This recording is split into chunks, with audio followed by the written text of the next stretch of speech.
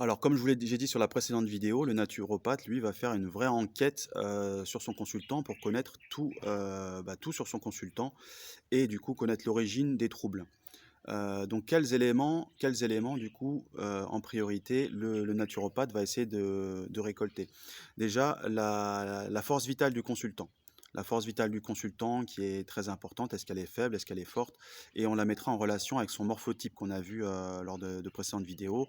Est-ce qu'il est, rétracté? Est-ce qu'il est dilaté? Enfin voilà.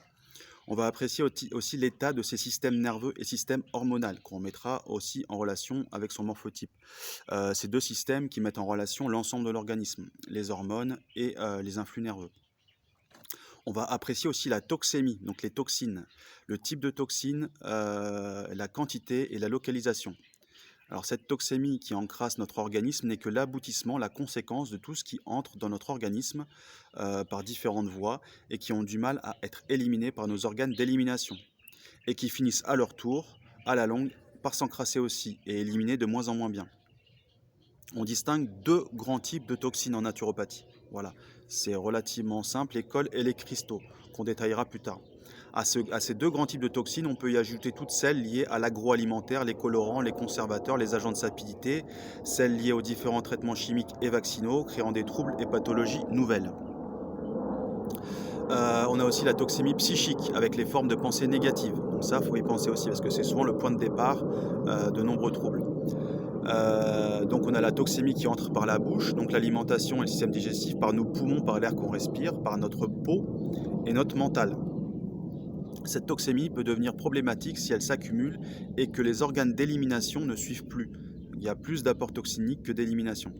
S'ensuit un encrassement qui va modifier le terrain, donc on en a parlé du terrain.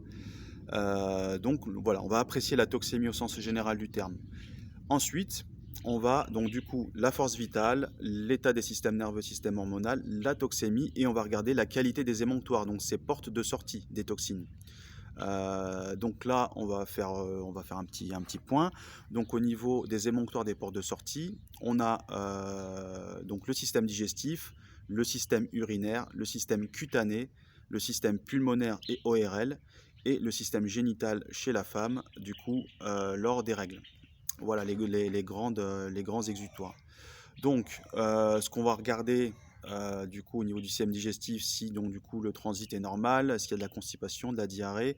Au niveau du système urinaire, est-ce que c'est normal? Est-ce que les urines sont rares ou abondantes? La couleur, est-ce que du coup on peut faire des tests de pH? Le système cutané, la peau, la transpiration, est-ce qu'elle est normale, abondante ou diffuse? Le système pulmonaire et ORL, donc la présence ou non de crachats, de glaires, surtout le matin. Et chez la femme, donc la femme cyclée, est-ce que les règles sont régulières? Est-ce qu'elles sont abondantes ou pas, douloureuses ou pas? Est-ce qu'il y a des pertes blanches, et cetera. Donc car le cas de la femme ménopausée sera particulier, car elle aura une porte d'élimination, donc là des cristaux, hein, c'est les cristaux, qui n'existera plus et donc il va falloir compenser pour, trouver d'autres portes de sortie. Donc on va voir qu'on peut aussi, faire diriger les toxines vers une autre porte de sortie. C'est faisable en naturopathie. Donc, tout ça, c'est des questions, faut pas que ce soit tabou, hein, faut vraiment que c'est très important. Il faut savoir qu'à l'époque, l'empereur chinois, je crois, c'est peu ragoûtant, mais bon, faut le savoir. Il y avait des examens carrément de ces sels pour voir ce qu'il éliminait et donc du coup, adapter, on va dire, l'hygiène de vie en conséquence, voilà. Quand on sait ce que le corps élimine et on sait ce qu'il y a en trop à l'intérieur, voilà, tout simplement. C'est comme ça qu'il faut le comprendre, voilà. Donc grâce à tous nos différents bilans qui sont complémentaires, on va disposer d'un nombre important d'informations et d'indices que l'on va pouvoir croiser pour les confirmer ou les affirmer. Donc on a parlé un peu de morphopsychologie, mais il y a vraiment une quantité de bilans vraiment importante. On a le bilan énergétique avec différentes techniques, le bilan réflexologique, qu'il soit auriculaire, plantaire ou autre, le bilan iridologique, mais il y a une multitude de bilans, d'autres bilans, que chaque naturopathe aura sa propre approche pour effectuer son bilan à sa façon. Voilà.